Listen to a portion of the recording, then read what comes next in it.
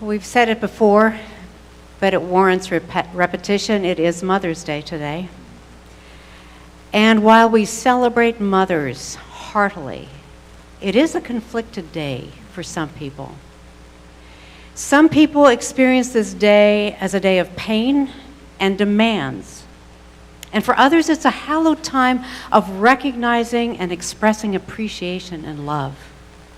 The origins of Mother's Day are varied. And with the American celebration, it begins in West Virginia in the mid-19th century. Anne Reeves Jarvis organized Mother's Day work clubs, with its members investing time and energy to educate struggling mothers in response to a high infant mortality rate that they were experiencing in Appalachia. In 1870, poet and activist Julia Ward Howe declared a Mother's Day for peace, calling for an end to state-sanctioned violence.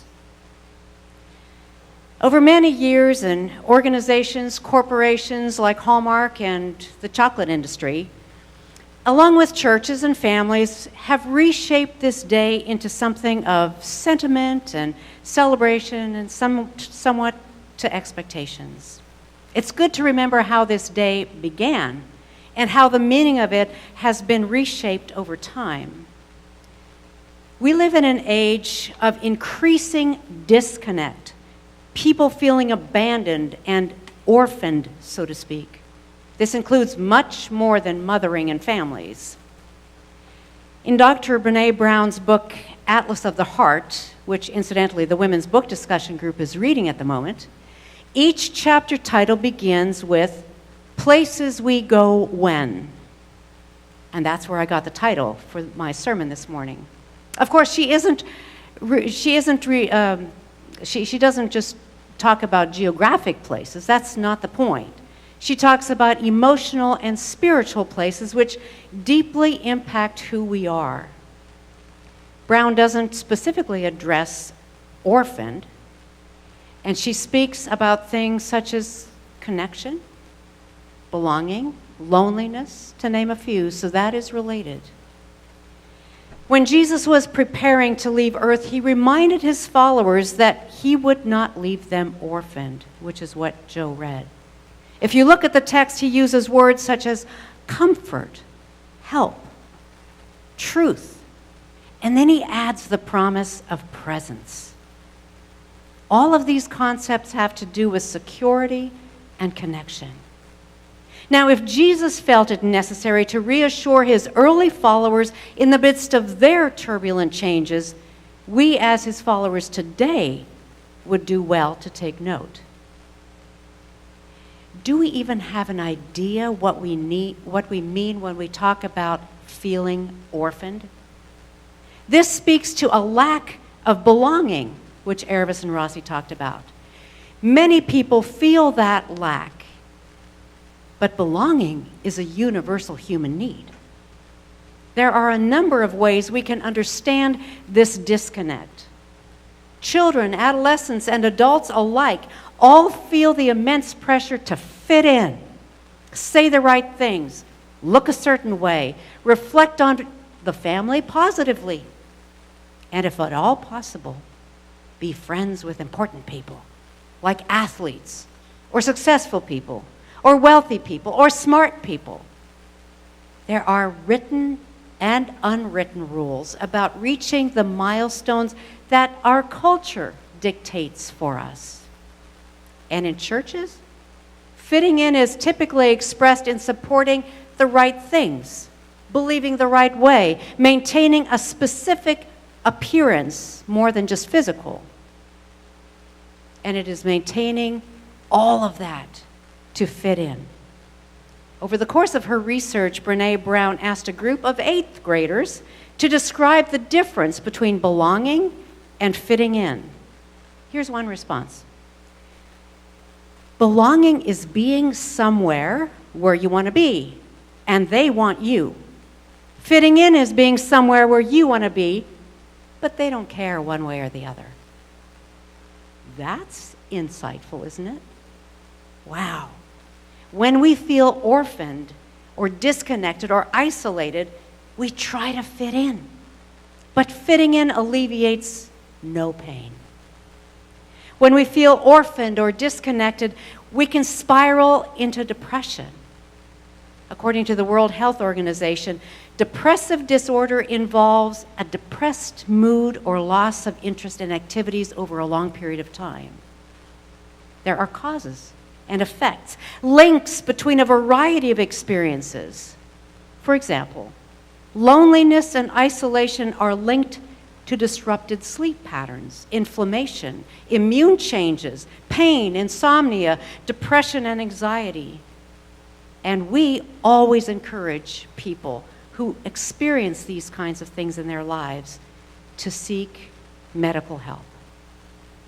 I also encourage us to take an inventory when we notice we or those around us are experiencing these types of things in their lives. We as a community of faith who take Jesus' concerns seriously can mirror this comfort, this help, this presence which is promised through the Spirit. Feeling orphaned can head us into invisibility, not being seen, not recognized, not valued. Think about those who were invisible in the Palestinian culture when Jesus walked this earth. Children, women, those who collaborated with the oppressive Roman regime, those suffering from medical conditions considered unclean, and all the other undesirables in the culture. Jesus went out of his way to connect with those people. Who are the invisible people of our culture? Is it the migrant worker? The unhoused child attending Fresno Unified Schools? Kids who aren't popular or have disabilities? Those who suffer abuse in the home? Invisibility is sometimes worse, more difficult, more painful than outright rejection. As a welcoming church, we work hard at inclusion, but could we be missing someone who has become invisible to us? Being orphaned, not belonging, not being seen can cause or exacerbate insecurity. Insecurity has many faces: food insecurity, housing insecurity, financial insecurity, personal insecurity with all of the things that come along with that, and even spiritual insecurity. All the messages we receive in our culture push us to bury our reality and work hard to cover it up. It's exhausting. It is not the abundant life that Jesus describes. In fact, Jesus puts out a call to whoever feels weary or overloaded in any way at all to come find rest, respite, rejuvenation.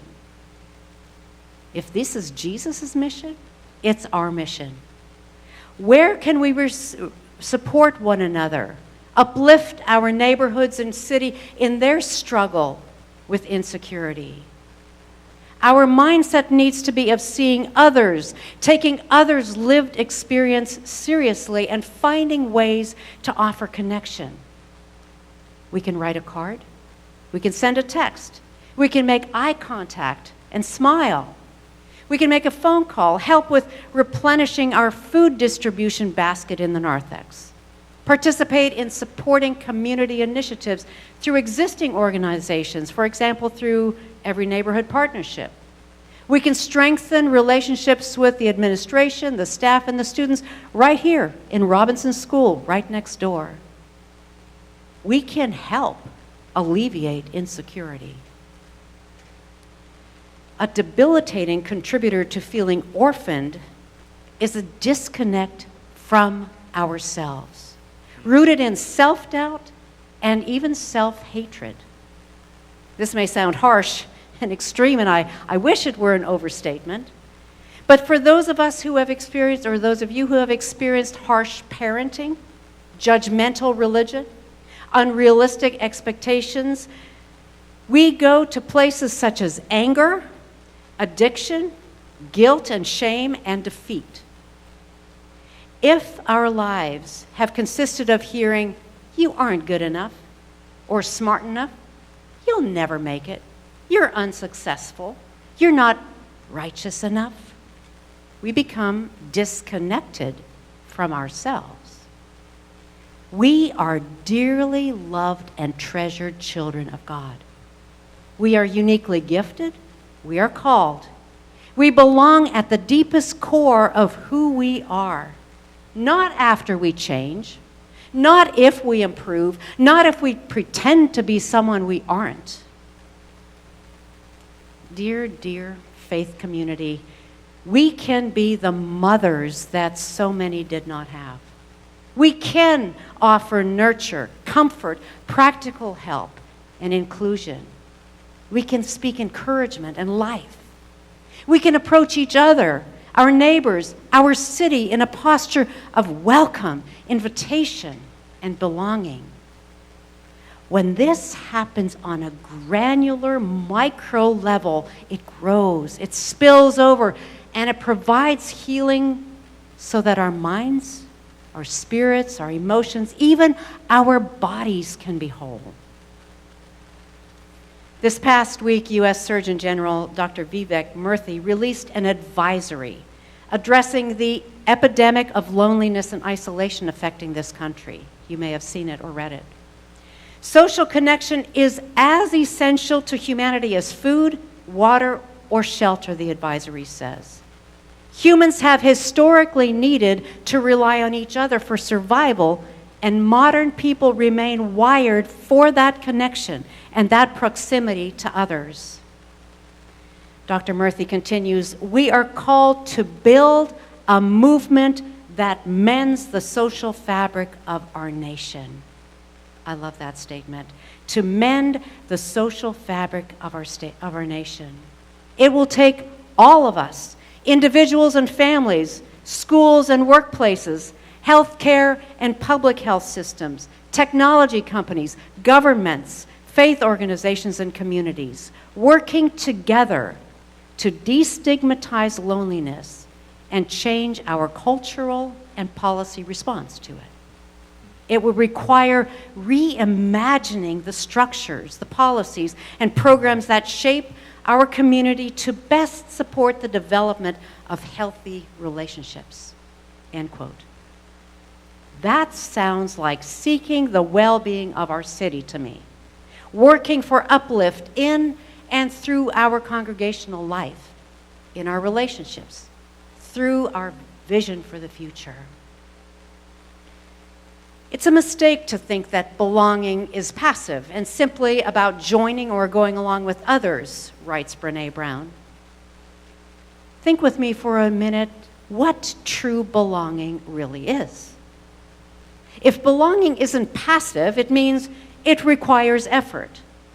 It's a practice that will require vulnerability and some discomfort as together we learn how to truly be present with each other. The courage to risk connection will be a conscious decision for the well-being of more than simply ourselves. It moves us from an egocentric to an anthropocentric worldview. Anthropos is the Greek word for human, and kentron for center. It's moving from considering myself as the center to looking outward and seeing all of you and all of us together as being central. One interesting byproduct of focus outside of ourselves is the gift of gratitude, of belonging, and purpose that follow. As we build community, we find wholeness. Connecting with others, belonging, becoming anthropocentric does not mean that we give up who we are. We do not lose our own humanity in the process. It's a giving and a receiving, with each person being both beneficiary and benefactor. If you're a person who always gives, someone else isn't pulling their weight. Everyone bears the responsible for making our communities places of healing from being orphaned. It is countering the sinister cultural phenomenon that the only things that bind us together are shared fear and disdain, not humanity, shared trust, respect, or love. Let's work to change that. One relationship, one neighborhood, one congregation at a time. If Brown's assessment is right that in the absence of love and belonging, there is always suffering, what is our takeaway as followers of Christ? Could we say that the spiritual disconnect that is so evident in our culture is due to the diminishing sense of a shared humanity? Have we lost the ability to see each other and our neighbor as a valuable, equal child of God? If we are serious about people who join in the work of the Spirit, to connect, to draw in, to minimize the chances of people feeling orphaned, we have some choices. We cannot make our criteria a prerequisite for belonging. If we do, we make others fit in, when we should help them to find a sense of belonging without judgment. We can welcome all stories.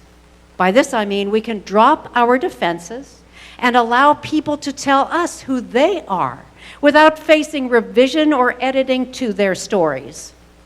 We can place value on stories by keeping confidences when needed. All of us are people on a journey. We hope we will not be the same tomorrow as we are today, and we need to extend that same grace to others. Belonging is strengthened by common purpose. When we tackle something that is bigger than ourselves together, we feel less orphaned. Think about the yard sale we had a few weeks ago, or other community initiatives, or weighing the possibility of a mixed-use project. If I know that you are right next to me, even though the future is uncertain and it sometimes is frightening, I can allow my fear to go, and I can allow connection. In the past weeks, we have had that opportunity of sitting together in smaller groups to discuss the questions, the knowns, and the unknowns of putting a mixed-use property on this land. Connection has come through listening, through speaking clearly, by respecting viewpoints and personality differences. It takes patience and a strong belief that we are better together. What connects us, what helps us feel we belong and are not strangers or orphans, doesn't always have to be complex or difficult, but it is always intentional. It's meeting someone for coffee or inviting someone to your home for dessert. Yeah, go pick up a dessert at the bakery, that's no problem. It's checking in on people with health struggles or organizing play dates for kids or hosting a sing-along or having an art event. It's not about perfection or the activity that you plan. It's the willingness to expend time and energy to expand community, to invest in our neighborhood, or to think creatively for our workplaces. If Jesus felt it necessary to reassure his early followers in the midst of their turbulent changes, we as his followers today need to take note. If we are people of the Spirit and Jesus promises to send her to us so that we won't feel orphaned, what does that tell us about our assignment? We are called to comfort, to help, to connect, and to be present. Helping someone no longer feel orphaned is the best mothering gift we can give one another. And this isn't based on gender, biology, or ability. May we rise to this challenge. And in the process, we too will experience a deepening of belonging and connection. May God help us.